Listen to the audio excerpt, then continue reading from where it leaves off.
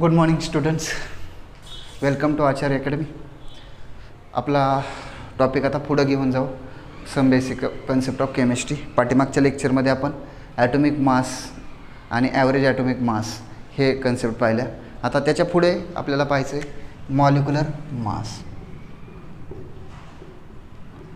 आणि molecular mass हा concept तुम्ही 9th थोडासा पाहिलेला आहे. मॉलिक्युलर मास तुम्हाला फाइंड आउट करायला 9th होतं. मॉलिक्युलर मास म्हणजेच आपण मॉलिक्युलचं मास मेजर करणार आहोत.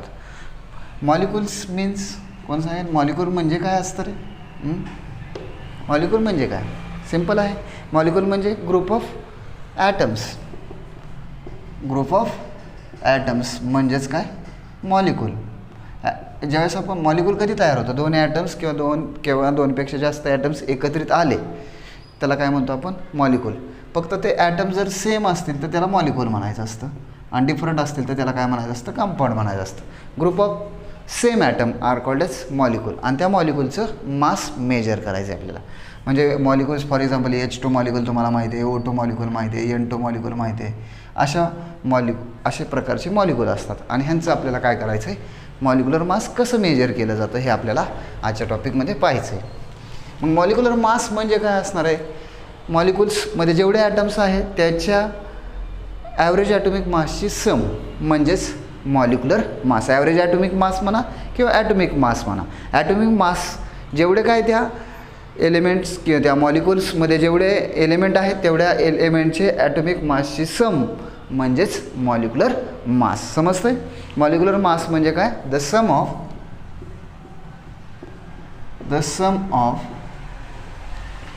atomic masses, the sum of atomic masses of atoms of an element मध्ये जे ॲटम्स आहेत त्यांच्या ॲटॉमिक मासची सम आणि जे एलिमेंट प्रेझेंट आहेत कशामध्ये? In a molecule. मॉलिक्युलमध्ये जेवढे एलिमेंटचे ॲटम्स प्रेझेंट आहेत त्यांच्या ॲटॉमिक मासची सम म्हणजे मॉलिक्युलर मास. सिम्पल आहे, लक्षात येतं आहे. आपण सम करतो ॲटॉमिक मास. जेवढे मॉलिक्युल्समध्ये जेवढे एलिमेंट आहेत त्या एलिमेंटच्या ॲटॉमिक मासची सम म्हणजेच molecular mass. For example molecular mass कसं फाइंड आउट करतात तुम्हाला येतं. फॉर एक्झाम्पल आपल्याकडे आहे मिथेन. ह्या मिथेनचं तुम्हाला म्हटलं की मॉलिक्युलर मास फाइंड आउट करा.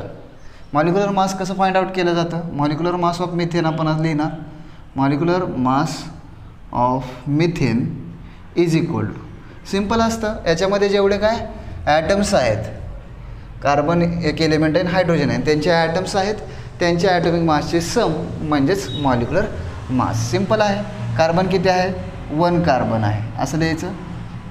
प्लस आणि हायड्रोजन किती आहेत? 4 हायड्रोजन आहेत. येते लक्षात? कार्बन 1 आहे आणि हायड्रोजन किती आहेत? 4 आहेत. तर तुम्हाला माहिती आहे आपण एका कार्बन, इथं मल्टिप्लिकेशन राहील कारण इथं कार्बन 1 आहे आणि ॲटॉमिक मास किती असतं कार्बनचं? 12 प्लस एक कार्बन आहे मग 12. ॲटॉमिक मास किती आहे कार्बनचं? 12 असतं. आणि 4 इंटू 4 हायड्रोजन आहेत, त्या 4 हायड्रोजनचं एका हायड्रोजनचा ॲटॉमिक मास 1 असणार आहे. म्हणजेच किती होईल? 12 plus 4 is equal to 16 unified mass.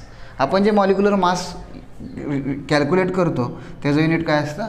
Unified mass किंवा ॲटॉमिक मास युनिटमध्ये आपण मेजर करतो. समजलं? अशा पद्धतीने आपण मॉलिक्युलर मास कॅल्क्युलेट करतो. अजून एक एक्झाम्पल देतो मी. आपण घेऊ ग्लुकोज. आपल्याकडे फॉर्म्युला आहे. ग्लुकोजचा फॉर्म्युला काय आहे? ग्लुकोजचं मॉलिक्युलर मास काढायचा असेल तर तुम्हाला अगोदर त्याचा मॉलिक्युलर फॉर्म्युला माहीत पाहिजे. मॉलिक्युलर फॉर्म्युला माहीत असेल तरच तुम्ही मॉलिक्युलर मास कॅल्क्युलेट करू शकता. मॉलिक्युलर फॉर्म्युला असतो C6H12O6. गुड, आपल्याला माहिती आहे. मग आता याच्यामध्ये ह्याचं आपल्याला काय काढायचं आहे? मॉलिक्युलर मास ऑफ ग्लुकोज आपण असं लिहिणार. आणि आता मॉलिक्युलर मास कॅल्क्युलेट करत असताना कार्बन किती आहेत? 12 इंटू त्याचं मॉलिक्युलर मास घ्यायचं. कार्बन किती आहेत? 6 आणि एकाचं मॉलिक्युलर मास किती आहे? 12. असं पण लिहू शकता. 12 + 6 टाईम असं लिहू शकता. त्याच्यापेक्षा हे सोड इझी असतं. आपल्याला समज करायची, सगळ्या ॲटमच्या ॲटॉमिक मासची सम करायची आहे. परंतु ते सिम्पल आहे की 12 प्लस 12 इंटू 6 म्हणजे आपल्याला 6 कार्बनचं काय मिळेल, ॲटॉमिक मास मिळेल. आपल्याला 6 कार्बन आहेत, मग 6 कार्बनचं ॲटॉमिक मास काढायचं असेल तर काय करतो आपण, 12 इंटू 6 प्लस हायड्रोजन किती आहेत, 12 आहेत आणि एकाचं किती असतं 1 प्लस ऑक्सिजन आहे, ऑक्सिजनचं ॲटॉमिक मास किती असतं, ऑक्सिजन 6 आहेत. ॲटॉमिक मास ऑफ ऑक्सिजन तुम्हाला कमीत कमी 20पर्यंत ॲटॉमिक मासेस माहीत पाहिजेत, कारण ते यूज करावं लागतात आपल्याला किंवा प्रॉब्लेममध्ये दिलेले असतात, त्याच्यामुळे ते एवढं पण काही टेन्शन घेऊ नका. आणि तर किती असणार आहे 16. आपल्याला माहिती आहे ॲटॉमिक मास ऑफ ऑक्सिजन किती असतं 16. सम करा 12 इंटू 6 72, 12 इंटू 1 12 प्लस 16 इंटू 6 96. सम केली 6 प्लस 2 प्लस 2 10, ॲडिशन 1 आपला हातच्याला आपला 1, इथं झालं 10 11 आणि 18. म्हणजे ग्लुकोजचं ॲटॉमिक मास किती आहे 180 युनिफाईड मास. अशा पद्धतीने आपण काय करतो मॉलिक्युलर मास कॅल्क्युलेट करत असतो. लिहून घ्या तोपर्यंत.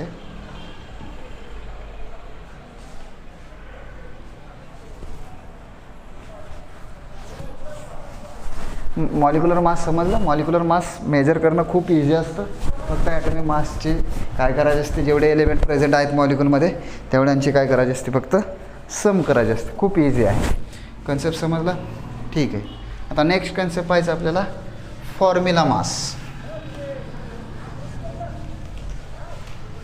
नेक्स्ट कन्सेप्ट पाहायचा आहे फॉर्म्युला मास. मॉलिक्युलर मास आणि फॉर्म्युला मासमध्ये जास्त डिफरन्स नाही आहे. फॉर्म्युला मास आणि मॉलिक्युलर मास, मॉलिक्युलर मास कशाचं मेजर करायचं आहे मॉलिक्युल्स, आणि फॉर्म्युला मास कोणाचं मेजर करायचं आहे फॉर्म्युलाचं. आता लक्ष द्या, काही मॉलिक्यूल काही सबस्टन्सेस असे असतात ते की मॉलिक्यूल फॉर्ममध्ये नसतात. ते कोणत्या फॉर्ममध्ये असतात, एक क्रिस्टल टाईपमध्ये असतात, क्रिस्टल फॉर्ममध्ये असतात. तुम्हाला NaCl माहीत असेल, मी एक्झाम्पल घेतो मग तुम्हाला समजेल. NaCl पाहिला असेल तर NaCl हा सॉलिड आहे. NaCl कसा आहे सॉलिड. आणि लक्ष द्या, फॉर्म्युला मास हे आयनिक सॉलिडचं जनरली मेजर केलं जातं. जे क्रिस्टलाइन सॉलिड आहेत आणि आयनिक कंपाऊंड आहे, किंवा आयनिक कंपाऊंड म्हटलं की आयनिक सॉलिड किंवा फक्त सॉलिड, अशा कंपाऊंडचा आपण काय करतो फॉर्म्युला मास कॅल्क्युलेट करतो. का करतो लक्ष द्या, कारण NaCl फक्त एक सिम्पल फॉर्ममध्ये नसतं इथं, तर एक ते फॉर्म्युला फॉर्ममध्ये असतं. म्हणजे कसं असतं तुम्हाला माहीत असेल, NaClचं जर 3D स्ट्रक्चर काढलं तर आपल्याला माहिती आहे Na असं असेल, आणि तुम्ही जर सॉलिडचं स्ट्रक्चर काढलं असेल, आपण पहिल्यांदाच प्रॉपर्टीज पाहिले, त्याच्यामध्ये सॉलिड कसे असतात नियर असे पार्टिकल असे क्लोज असतात, हे तुम्हाला माहिती आहे. आपण हे पाहिलेलं आहे की पार्टिकल्स असे खूप क्लोज असतात. मग आता NaClचं स्ट्रक्चर काढत असताना तुमच्या लक्षात येईल की Na आणि Cl सुद्धा कसे असणार आहेत क्लोज असणार आहेत. मग NaClचं स्ट्रक्चर काढलं तर आपल्या लक्षात येईल, एक इथं Na असेल तर तिथं पुढं कोण असेल Cl minus Na plus Cl minus परत Na प्लस आणि Cl मायनस असं क्रिस्टल असेल. त्याच्यानंतर इथं कोण असेल Cl Na प्लस परत Cl मायनस आणि परत Na प्लस, असे कंटिन्यू काय होत असेल आयन्स क्लोज आलेले असतील. इथं काय येईल परत Na plus Cl minus Na plus Cl minus, इथं Cl minus Na plus Cl minus आणि Na प्लस, अशा प्रकारचं काय असेल स्ट्रक्चर. हे झालं पण 2 डायमेन्शनल. 3 डायमेन्शनल असेल त्यावेळेस तुमच्या लक्षात येईल हा Na आहे, त्याच्या भोवती आता सध्या सराउंडिंगला 4 क्लोरीन आहेत. असंच हे 2 डायमेन्शनल. याच्यावरती जर असं ठेवलं तर याच्या भोवती परत इथं कोण येईल 1 क्लोरीन येईल, आणि पाठीमागं सुद्धा काय येईल 1 क्लोरीन येईल. नीट लक्षात घ्या मी काय म्हणतोय. आता सध्या Na प्लस आयनच्या भोवती किती आहेत क्लोरीन, किती सराउंडिंगला आहेत 4 आहे. ते 2 डायमेन्शनल. 3 डायमेन्शनल विचार केला तर ह्याच्यावरती ह्या साईडला सुद्धा एक काय येईल Cl येईल, आणि पाठीमागच्या साईडला एक Cl येईल. म्हणजे 3 डायमेन्शनल जर विचार केला आपण, 3 डायमेन्शनलमध्ये 1 Na प्लस आयनच्या सराउंडिंगला, Na प्लस आयन जे आहे त्याच्या सराउंडिंगला 6 Cl मायनस आयन असतात. आणि त्याचबरोबर एक Clच्या सुद्धा भोवती जर तुम्ही नीट जर बघितलं तर लक्षात येईल हा Cl आहे, ह्याच्या भोवती बघा 4 Na, आणि परत अबो अँड बिलो असे किती असतील सराउंडिंगला, ह्याच्यासुद्धा किती असतील 6 Na प्लस आयन असतील. मग ह्याचा जर फॉर्म्युला जर बघितला तर असं लिहू शकतो तुम्ही Na6Cl6 बरोबर.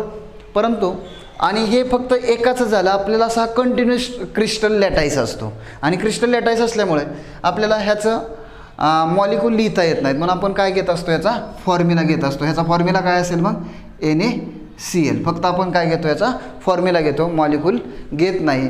म्हणून याचं आपल्याला काय काढायचं असतं, फॉर्म्युला मास काढायचं असतं. काय करायचं असतं, फॉर्म्युला मास. कारण आपण इथं आयनिक सॉलिड ज्यावेळेस आपण घेत असतो त्यावेळेस तिथं आपण मॉलिक्यूल फॉर्म्युला न रिप्रेझेंट करता फॉर्म्युला रिप्रेझेंट करतो. मॉलिक्यूल न रिप्रेझेंट करत असता त्याला काय म्हणत असतो आपण, ह्या NaClला आपण मॉलिक्यूल नाही म्हणत, त्याला आपण काय म्हणतो, फॉर्म्युला. मग अशा आयनिक सॉलिडला रिप्रेझेंट करतो आपण फॉर्म्युलाने रिप्रेझेंट करतो. मग फॉर्म्युलाने रिप्रेझेंट करतो आणि त्यांचं मास मेजर करतो, त्याला म्हटलं जातं फॉर्म्युला मास. फॉर्म्युल्याचं मास मेजर केलं की त्याला काय म्हणायचं असतं, फॉर्म्युला मास. येतं लक्षात. मग फॉर्म्युला मास कसं कॅल्क्युलेट केलं जातं आपण बघू. इथपर्यंत समजलं फॉर्म्युला मास कसं कॅल्क्युलेट केलं जातं.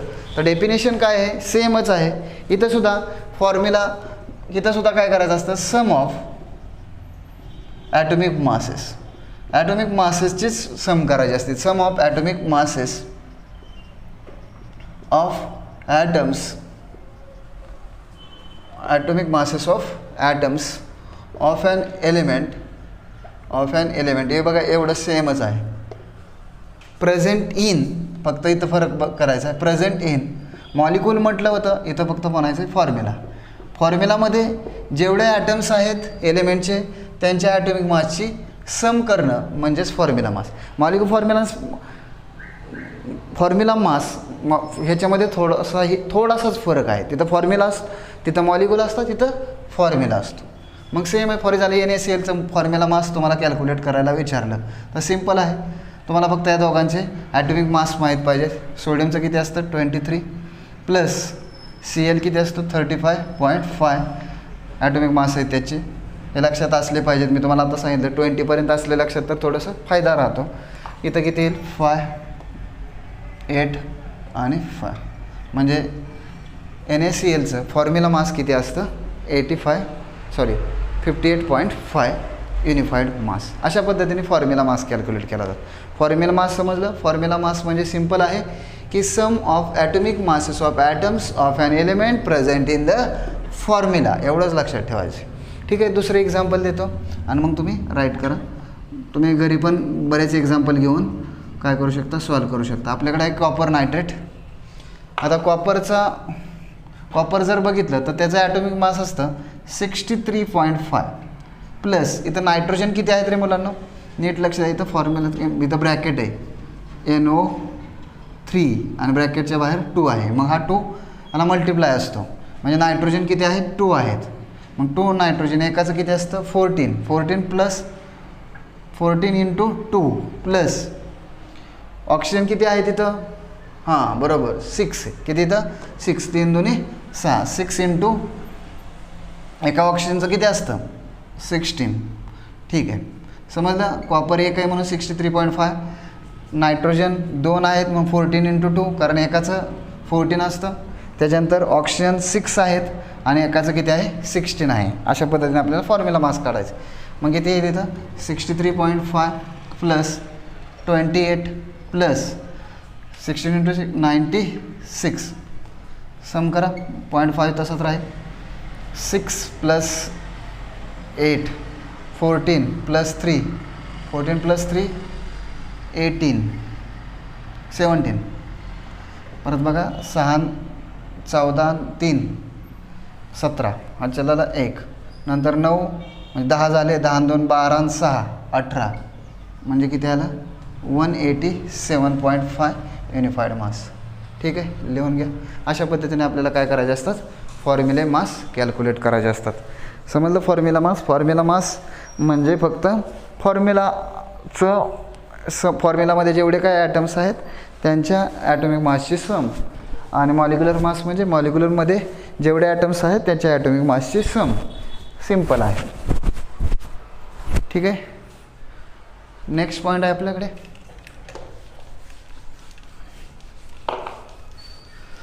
खूप महत्त्वाचा टॉपिक आहे. तो मुलांसाठी खूप डिफिकल्ट पण राहतो पण काय काळजी करू नका, मी तुम्हाला खूप सिम्पल लँग्वेजमध्ये सांगतो. त्याचं नाव आहे मोल कन्सेप्ट. 9th थोडा थोडा तुम्हाला मोल कन्सेप्ट पाहायला मिळाला असेल किंवा ऐकला असेल. मोल कन्सेप्ट खूप महत्त्वाचा टॉपिक आहे हा.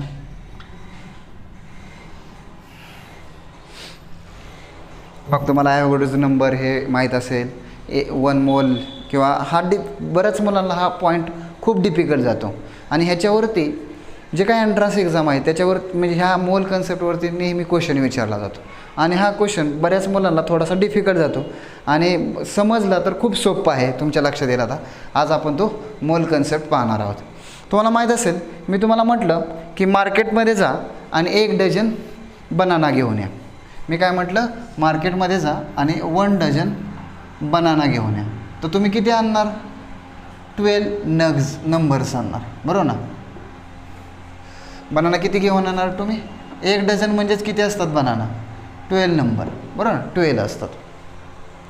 त्याच्यानंतर तुम्हाला ग्रॉस एक कन्सेप्ट माहीत असेल, 1 ग्रॉस इज इक्वल टू किती असतं, 40 नंबर्स असतात. अशा बरेच आपण नंबर यूज करत असतो. हे काय यूज केलं जातं, तर खूप नंबर जास्त असेल किंवा सबस्टन्स खूप जास्त प्रमाणात असेल तर तो आपल्याला इझी करण्यासाठी आपण अशा प्रकारचे कन्सेप्ट वापरतो. मग तुम्हाला 1 डझन, परत मी म्हटलं की 1 डझन कन्सेप्ट समजून घ्या. 1 डझन मँगोज आणा म्हटलं तरी तुम्ही किती आणणार, 12च आणणार. काय आणणार, 12 मँगो घेऊन येणार. हे लक्षात येतं आहे. किंवा मी म्हटलं 1 डझन पेन घेऊन या, असं पेन मी तुम्हाला म्हटलं की 1 डझन घेऊन या, तर तुम्ही काय करणार, लगेच 12 पेन घेऊन येणार. समजतंय. म्हणजे काय, डझन हा कन्सेप्ट काय आहे, कोणती वस्तू तुम्ही 12 घेऊन येणं, येते लक्षात. म्हणजे वस्तू कोणतीही महत्त्वाचं डझंट मॅटर, पण डझन म्हटलं की ते किती असल्या पाहिजेत, वस्तू 12 असल्या पाहिजेत. तसंच हा मोल कन्सेप्ट आहे. आता लक्ष द्या, मोल कन्सेप्ट का आला, तर तुम्हाला म्हणलं मी 12 डझन ॲटम्स आणता येतील नाही. कारण का, ॲटम्स जर तुम्ही म्हणताल सर ॲटम्स कसे मोजायचे, किंवा मी असं म्हटलं की तुम्हाला जाऊन 1 डझन सोडियम ॲटम्स घेऊन या, आणू शकताल. 1 डझन सोडियम ॲटम्स आणू शकताल का, नाही आहे. कारण का, तर हा डझन कन्सेप्ट हा फक्त लार्ज क्वांटिटीसाठीच वापरू शकता, जे तुम्हाला मेजर करू शकता. तुम्हाला एक सोपं जरी असं जरी म्हटलं तरी तुम्ही थोडंसं गोंधळात पडू शकता. म्हणलं 1 डझन शुगर घेऊन या, 1 डझन शुगर घेऊन या म्हटलं तर काय म्हणणार तुम्ही, सर हे कशाला आणायचे, एवढ्याचा काहीच उपयोग होणार नाही. म्हणजे तिथं त्या व्हॅल्यूचा उपयोग होत नाही किंवा त्याचा वापर आपण करतच नाही. कारण खूप लहान संख्या असेल तर ती व्हॅल्यू जरी आपण खूप क्वांटिटीमध्ये सांगितलं, असे 15 डझन म्हटलं ना, 15 डझन जरी तुम्हाला शुगर आणायला लावली, साखरेचे दाणे आणायला लावले, तर ते खूप एक मोठीतच येऊ शकतात. 1 डझन म्हटलं तर तुमच्या लक्षात येईल की हे खूप लहान असतील, ते तुम्हाला म्हणजे एखाद्या आणायचे म्हटलं तर कशात आणायचे हे प्रश्न पडू शकतो. म्हणजे अशा गोष्टी असतील. म्हणजे ही डझन कन्सेप्ट आहे तो कशासाठी आहे, फक्त लार्ज सबस्टन्स असतील तरच आपण डझन अशा प्रकारचे काय करू शकतो, कन्सेप्ट वापरू शकतो. पण जर स्मॉल असतील, जिथं ॲटम्स असतील, मॉलिक्युल्स असतील, आयन्स असतील, तुम्हाला म्हटलं जा एक 10 मॉलिक्युल्स घेऊन ये, तर घेता येणार नाही. म्हणजे किंवा 1 डझन मॉलिक्युल आणता येणार नाहीत. म्हणजे कारण का, तर मॉलिक्युल्स असतील, ॲटम्स असतील, खूप मायक्रो लेवल आहेत. मग मायक्रोस्कोपिक लेवलला जर तुम्हाला सबस्टन्स मेजर करायचं असेल तर हा मोल कन्सेप्ट यूज केला जातो. म्हणजे खूप छोटे म्हणजे ॲटम्स असतील, मॉलिक्युल्स असतील, आयन्स असतील, पार्टिकल असतील, इलेक्ट्रॉन असतील, असे जर तुम्हाला मायक्रोस्कोपिक एंटिटीज मोजायचे असतील तर तुम्हाला मोल हा कन्सेप्ट यूज करायचा असतो. समजतंय. मोल कन्सेप्ट कधी वापरायचा असतो, जर आपल्या ज्या क्वांटिटीज किंवा एंटिटीज म्हणजे सबस्टन्स जे आहेत ते खूप स्मॉल अमाऊंटमध्ये असतील. आणि जरी आपण स्मॉल अमाऊंटमध्ये घेतले तरी त्यांची जी क्वांटिटी असेल किंवा नंबर्स असतील ते खूप लार्ज असू शकतात. येते लक्षात. म्हणजे नुसतं मी 10 ग्रॅम जरी किंवा 10 ml लिक्विड घेतलं, एखादं मॉलिक्युल्स घेतले, तर त्याच्यात असंख्य काय असू शकतात, म्हणजे खूप छोट्या क्वांटिटीमध्ये लार्ज नंबर असू शकतो त्या मॉलिक्यूलचा किंवा ॲटम्सचा. मग ॲटम्स मेजर करायचे असतील, मॉलिक्यूल मेजर करायचे असेल तर आपण मोल कन्सेप्ट वापरतो. समजलं मोल कन्सेप्ट कधी वापरायचा आहे? मोल कन्सेप्ट हा आपल्याला छोट्या छोट्या एंटिटीज असतील त्यांना मेजर करण्यासाठी वापरतो, जसे की ॲटम्स, मॉलिक्यूल्स, आयन्स ह्याच्यासाठी आपण वापरतो. आता मोल हे युनिट आपण बेसिक युनिट्समध्ये, फंडामेंटल युनिट्समध्ये पाहिले. मोल कशासाठी वापरतो आपण? मोल एस आय युनिट आहे. हे मोल हे काय आहे? एस आय युनिट आहे. आणि कशासाठी असतं हे? To measure amount of substance. हे पाहिले आपण. मोल कन्सेप्ट, मोल हा ही टर्म कशासाठी वापरतो आपण? To measure the amount of substance. Substance किती आहे हे मेजर करण्यासाठी आपण काय करतो? मोल कन्सेप्ट वापरत असतो. आता लक्ष द्या, एक मोल किती आहे हे मेजर करण्यासाठी सायंटिस्टनी भरपूर प्रयत्न करून सायंटिस्टनी काय केलं? मोलची डेफिनेशन सांगितलेली आहे. ती काय आहे आपण अगोदर पाहू. आता मोल म्हणजे काय हे आपण पाहू. मोल कशासाठी यूज केलं जातं? तर अमाऊंट ऑफ सबस्टन्स मेजर करण्यासाठी. पण मोल म्हणजेच काय हे आपण अगोदर सायंटिस्टनी सांगितलेले डेफिनेशन बघू. सायंटिस्ट काय सांगतात की मोल म्हणजेच the amount of substance, the amount of substance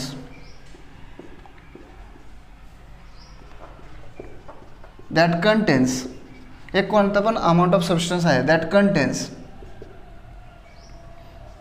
many entities, भरपूर काही एंटिटीज असू शकतात. That contains many entities. Entities म्हणजेच atoms, ions, molecules, many entities. Entities म्हणजेच काय सांगतोय मी? पार्टिकल म्हणू शकता तुम्ही, ॲटम्स म्हणू शकता, मॉलिक्यूल म्हणू शकता, कोणतं पण एंटिटीज. मेन एंटिटीज फक्त ते मायक्रोस्कोपिक लेवलचे असले पाहिजेत. Molecules etcetera, atoms, ions, molecule अशा प्रकारचे. और पार्टिकल परत म्हटलेलं आहे हे many entities exactly in 12 gram of C12 carbon atom. कोणते पण बघा, नीट लक्ष द्या की मोल म्हणजे काय. 12 ग्रॅम ऑफ जर आपण कार्बन घेतला तर त्याच्यामध्ये किती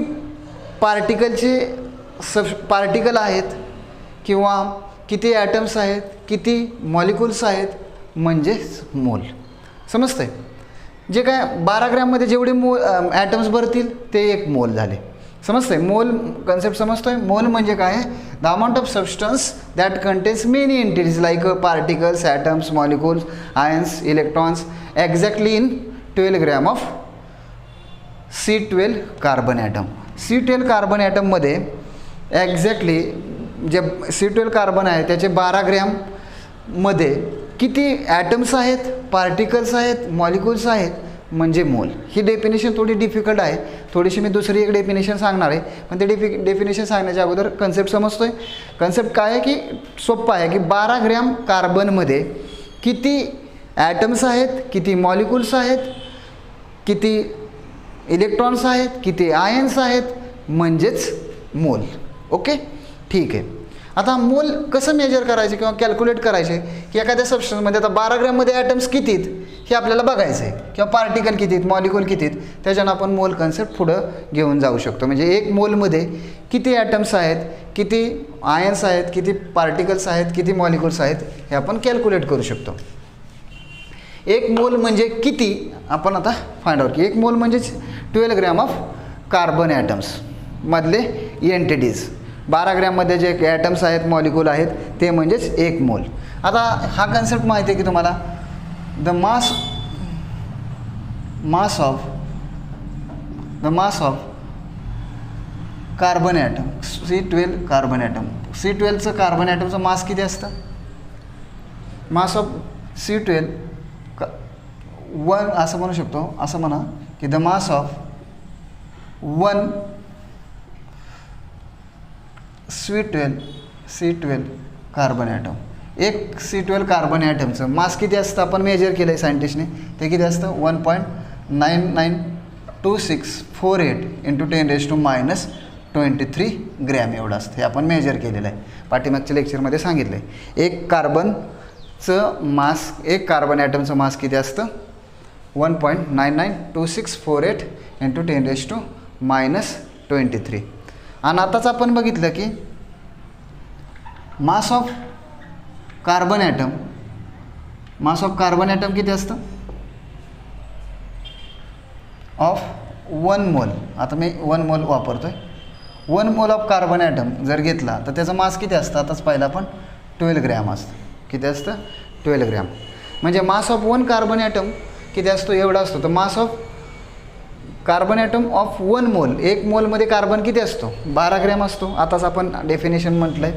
त्याच्यानुसार बघितलं तर आपल्याला मोल कन्सेप्ट मोल जर कॅल्क्युलेट करायचे असेल तर आपण काय करणार? 1 मोल इज इक्वल टू, याच्यावरून लिहू शकतो आपण 12 divide by 1.992648 into 10⁻⁻23. He value जर बघितलं, हा जवळपास 2 आहे आणि वरती जाऊन इथे काय होईल? प्लस होईल. म्हणजे इथं किती होईल? 23. आणि याचे जर याला डिवाइड केलं तर 2 इंटू म्हणजे काय होईल? 6 पॉईंट समथिंग व्हॅल्यू असेल. 6.022 एवढी व्हॅल्यू येते.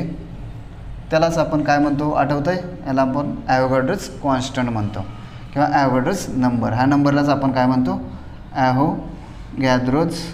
ॲव्होगॅड्रोजने हा नंबर आपल्याला मिळवून दिलेला आहे, म्हणून त्याच्या नावानुसारच हा नंबर आपल्याला माहीत आहे किंवा सांगितला जातो. ॲव्होगॅड्रोज नंबर किंवा ह्या नंबर कॉन्स्टंट आहे म्हणून ॲव्होगॅड्रोज कॉन्स्टंट पण म्हणतात. काय म्हणतात त्यालाच? ॲव्होगॅड्रोज कॉन्स्टंट.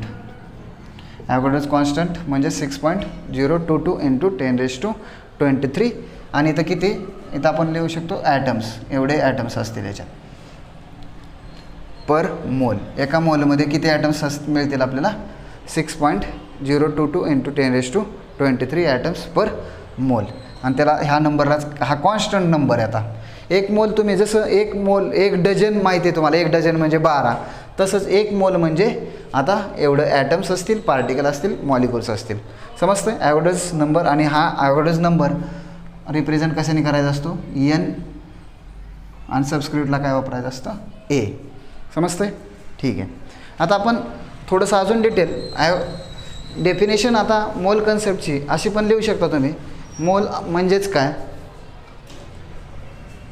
मोल बघा, लक्ष द्या, सोपी डेफिनेशन. आता मोल म्हणजेच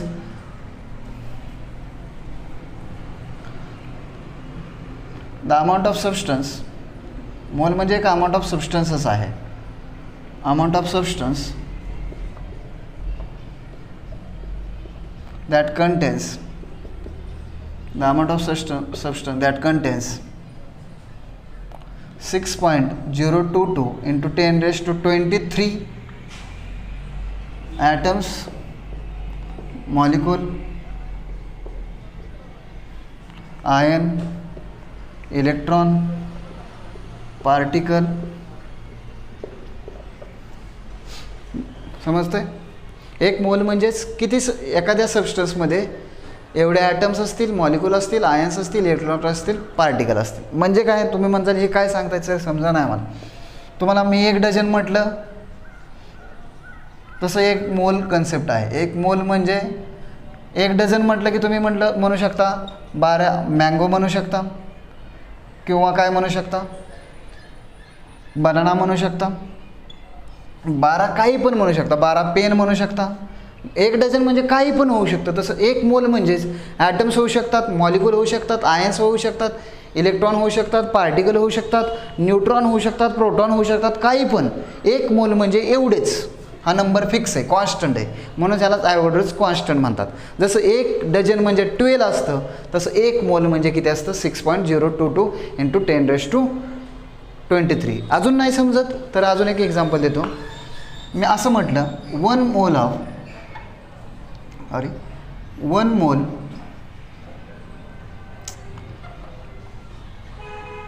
ऑफ हायड्रोजन ॲटम. 1 मोल हायड्रोजन ॲटम म्हणजे किती ॲटम्स? 6 पॉईंट. जसं 1 डझन पेन म्हणजे किती? 12 पेन. जसं 1 मोल हायड्रोजन ॲटम म्हणजेच किती? 6.22 इंटू 10⁻23 हायड्रोजन ॲटम. काय म्हणू शकतो त्याला, हायड्रोजन ॲटम. एक मिनटं.